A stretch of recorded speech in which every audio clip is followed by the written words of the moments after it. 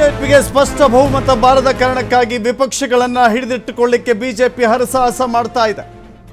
ಅಭಿನಂದನೆ ನೆಪದಲ್ಲಿ ಚಂದ್ರಬಾಬು ನಾಯ್ಡು ಜೊತೆ ಚರ್ಚೆ, ಟಿಡಿಪಿ ಜೊತೆ ಕೂಡ ಚರ್ಚೆ ನಡೆಸ್ತೀವಿ ಅಂತ ಹೇಳಿ ಕಾಂಗ್ರೆಸ್ ಹೇಳ್ತಾ ಇದೆ. ಇದರ ಬೆನ್ನಲ್ಲೇ ನರೇಂದ್ರ ಮೋದಿ ಕೂಡ ಅಲರ್ಟ್ ಆಗಿದ್ದಾರೆ.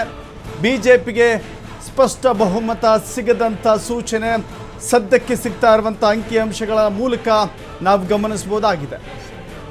ಎನ್ಡಿಎ ಮೈತ್ರಿಕೂಟದ ಭಾಗವಾಗಿರುವಂಥ ಅನೇಕ ಪಕ್ಷಗಳಿದ್ದಾವೆ.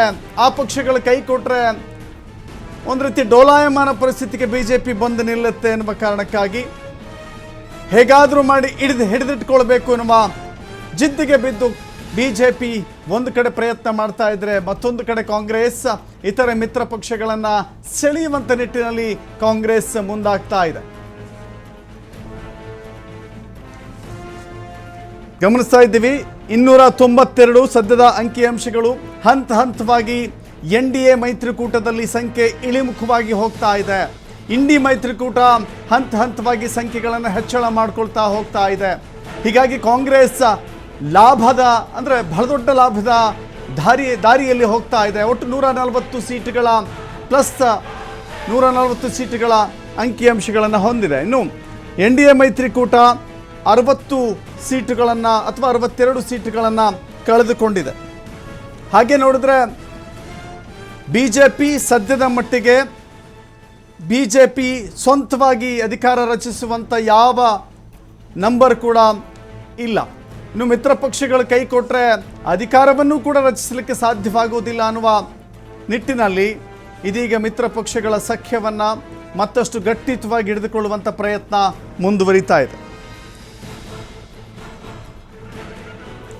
ಇದೀಗ ತೇಜಸ್ವಿನಿ ಮೇಡಮ್ ನೋಡ್ತಾ ಇದ್ದೀವಿ, ಇಲ್ಲೊಂದು ಕಡೆ ಕಾಂಗ್ರೆಸ್ಗೆ ಅನಿವಾರ್ಯ, ಬೇರೆ ಎನ್ ಡಿ ಎ ಮೈತ್ರಿಕೂಟದಲ್ಲಿ ಗುರುತಿಸಿಕೊಂಡಿರುವಂಥ ಪಕ್ಷಗಳನ್ನು ಸೆಳೆದುಕೊಳ್ಳಲೇಬೇಕಾದಂಥ ಅನಿವಾರ್ಯತೆ ಕಾಣಿಸ್ತಾ ಇದೆಯಾ?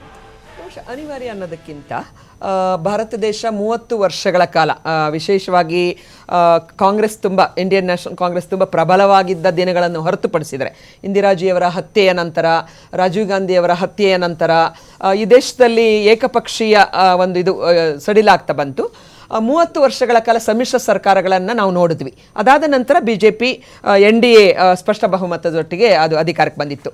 ಇವತ್ತು ಯಾರ ಜೊತೆ ಈ ಅಧಿಕಾರವನ್ನು ಅಂದರೆ ಈ ವರ್ಕಿಂಗ್ ಅಟ್ಮಾಸ್ಫಿಯರ್ ಯಾರ ಜೊತೆ ಚೆನ್ನಾಗಿರುತ್ತೆ ಅಂತ ನನ್ನ ಪ್ರಕಾರ UPA 1 ಆ್ಯಂಡ್ UPA 2ನಲ್ಲಿ ಶ್ರೀಮತಿ ಸೋನಿಯಾ ಗಾಂಧಿಯವರು UPA ಚೇರ್ಪರ್ಸನ್ ಆಗಿದ್ದಾಗ ಮಿತ್ರ ಪಕ್ಷಗಳನ್ನು ತುಂಬ ಅಂದರೆ ಅವರ ವಿಶ್ವಾಸವನ್ನು ಗೆಲ್ಲುವಂತಹ ಮತ್ತು ಆ ವರ್ಕ್ ಸ್ಟೈಲ್ ಒಂದು ಮುಕ್ತವಾದಂಥ, ಪಾರದರ್ಶಕವಾದಂಥ, ಸಡಿಲವಾದಂಥ ಒಂದು ವಿಶ್ವಾಸಾರ್ಹತೆ ಹೊಂದಿದಂಥ ವರ್ಕ್ ಸ್ಟೈಲಿಂಗ್ ನೋಡಿದ್ರೆ ಅದು ಕಾಂಗ್ರೆಸ್ ಯಾವತ್ತೂ ಕೂಡ ಇವತ್ತು ನೋಡಿ ತುಂಬ ಸೀಟುಗಳನ್ನು ನಾವು UPಯಲ್ಲಿ ಬಿಟ್ಕೊಟ್ವಿ.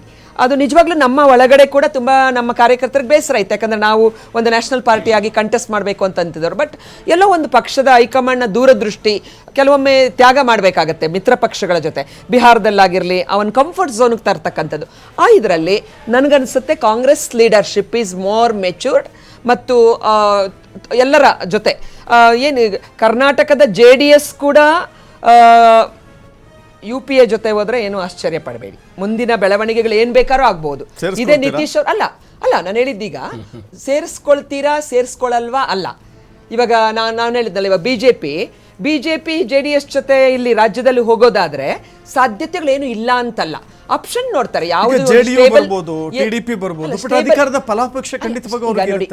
ಈಗ TDP ಯಾರ ಜೊತೆ ಇದ್ರು? ನಾಯ್ಡು ಅವರು ಎಷ್ಟು ವರ್ಷಗಳಿಂದ BJP ಜೊತೆ ಇದ್ರು. ಅವರಿಗೆ ಕೆಟ್ಟದಾಗಿ ನಡೆಸ್ಕೊಂಡ್ರು ಅಂತಾನೆ ಅವರು ಬಿಟ್ಟೋಗಿದ್ದು. ಸಹಜವಾಗಿ ಅಸಹಾಯಕತೆಯಿಂದ ಹೋಗಿದ್ರು. ಇವತ್ತು ಆಪರ್ಚುನಿಟಿ ಸಿಕ್ಕಿದಾಗ ಅವರು ಸೆಕೆಂಡ್ ಥಾಟ್ ಮಾಡಲ್ಲ ಅಂತ ಹೇಳಕ್ಕಾಗಲ್ಲ. ಆಮೇಲೆ BJD ಸೆಕೆಂಡ್ ಥಾಟ್ ಮಾಡಲ್ಲ ಅಂತ ಹೇಳಕ್ಕಾಗಲ್ಲ.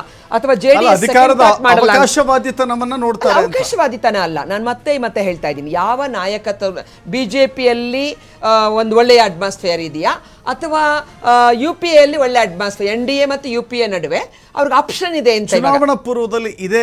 ಅದು ಪೂರ್ವ ಅಂದ್ರೆ ಇವಾಗ ಬಾಕ್ಸ್ ಬಿದ್ದಾಗೋಯ್ತು. ರಿಸಲ್ಟ್ ಬಂದ ಮೇಲೆ ಇವತ್ತಿನ ಪಾಲಿಟಿಕ್ಸ್ ಕ್ಲಿಯರ್ ಆಗಿ ಕಾಣಿಸೋದೇನು ಅಂತ ಹೇಳಿದ್ರೆ ಅಧಿಕಾರಕ್ಕೆ ಬರ್ತಾರೆ, ಜೊತೆಗೆ ಹೋಗ್ಬೇಕು ಅಂತ ಹೇಳಿ ಚುನಾವಣೆ ಪೂರ್ವದಲ್ಲಿ ಯಾವ ಲಾಭ ಇರುತ್ತೋ ಆ ಕಡೆ ಅಲಯನ್ಸ್ ಯಾರು. ಈಗ ನೋಡಿ ಪಂಜಾಬಲ್ಲಿ ಏನಾಯ್ತು, ಅಕಾಲಿದಳ ಏನ್ ಮಾಡಿದ್ರು ಅಂದ್ರೆ BJP ದಬಾವಣೆ ಮಾಡುತ್ತೆ, ಅವರು ಒಂದ್ ರೀತಿ ಏಕಪಕ್ಷೀಯವಾಗಿ ನಡ್ಕೊಳ್ತಾರೆ, ಅನ್ನುವ ಅಂದರೆ ನಾನು ವರ್ಕ್ ಸ್ಟೈಲ್ ಅಂತ ಹೇಳ್ತಾ ಇದ್ದೀನಿ.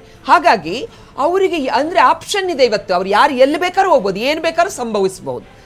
Field is very open. ಆಮೇಲೆ ತುಂಬ ಒಂದು ಪ್ರಸೈಲ್ ಆಗಿದೆ, ಅಂದರೆ ಸೂಕ್ಷ್ಮವಾಗಿದೆ ವಾತಾವರಣ ಅಂತ ಸಾಧ್ಯತೆಗಳಿದೆ. ಎಲ್ಲೊಂದು ಕಡೆ ಈ ಲೆಕ್ಕಾಚಾರಗಳನ್ನು ನೋಡ್ತಾ ಇದ್ದರೆ ಇಂಡಿಪೆಂಡೆಂಟ್ ಆಗಿ ಸರ್ಕಾರ ರಚಿಸದೆ ಹೋದರೆ ಅಂದುಕೊಂಡಿದ್ದನ್ನು ಮಾಡೋಕ್ಕಾಗೋದಿಲ್ಲ, ಮಿತ್ರ ಪಕ್ಷಗಳ ತಾಳಕ್ಕೆ ಕುಣಿಬೇಕಾಗತ್ತೆ, ಕೆಲವೊಂದು ಕಡೆ ಅವರ ಹಿಡಿತದಿಂದ ನಾವು ತಪ್ಪಿಸ್ಕೊಳ್ಳೋಕ್ಕಾಗೋದಿಲ್ಲ ಅನ್ನೋ ವಾತಾವರಣ ಇಲ್ಲಿ ಸೃಷ್ಟಿ ಆಗೋದಿಲ್ಲ ಅಂತ. ಈಗ ಅಮೇರಿಕಾದಂಥ ದೇಶದಲ್ಲಿ ಎರಡು ಪಕ್ಷಗಳಿರ್ತವೆ, ಇಲ್ಲ ಈ ಪಕ್ಷ ಬರುತ್ತೆ ಇಲ್ಲ ಆ ಪಕ್ಷ ಬರುತ್ತೆ. ಇಲ್ಲಿ ಬಹುರಾಜ್ಯಗಳು ಬಹುಪಕ್ಷ. ಹಾಗಾದಾಗ ಇದು ಅನಿವಾರ್ಯ. UPA 1 and 2ನಲ್ಲಿ ಎಷ್ಟೇ ಒಳ್ಳೆಯ ಕೆಲಸವನ್ನು ಮನಮೋಹನ್ ಸಿಂಗ್ ಅವ್ರು ಮಾಡಿದ್ರು ಕೆಲವು ದೃಢ ಮತ್ತು ಕಠಿಣವಾದಂಥ ನಿರ್ಧಾರಗಳನ್ನ ಅವ್ರು ತಗೊಳಕ್ಕೆ ಆಗ್ತಾ ಇರಲಿಲ್ಲ. ಯಾಕಂದರೆ ಮಿತ್ರ ಪಕ್ಷಗಳನ್ನು ಓಲೈಸ್ಕೊಂಡೇ ಜೊತೆಲಿ ತಗೊಂಡೇ ಹೋಗಬೇಕಾಗುತ್ತೆ.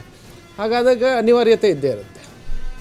ಈಗ BJPಗೆ ಇಲ್ಲೊಂದು ಕಡೆ 10 ವರ್ಷಗಳಲ್ಲಿ ಮೋದಿ ಒಬ್ಬರನ್ನೇ ತೋರಿಸ್ತಾ ಅಥವಾ ಮೋದಿ ಏಕಮೇವ ಚಕ್ರಾಧಿಪತ್ಯ ಅನ್ನೋ ರೀತಿಯಲ್ಲಿ ಮುಂದುವರೆದಿದ್ದೆ ಇದೆಲ್ಲದಕ್ಕೂ ಕೂಡ ಕಾರಣ ಆಯ್ತಾ? ಈಗ ಮಿತ್ರ ಪಕ್ಷಗಳಿಗೆ ಹೋಗಿ ಕೈ ಜೋಡಿಸುವಂಥ ಸಂದರ್ಭಕ್ಕೆ ಆ ಸನ್ನಿವೇಶಕ್ಕೆ ತಳ್ಳಿಬಿಡ್ತಾ ಅಂತ?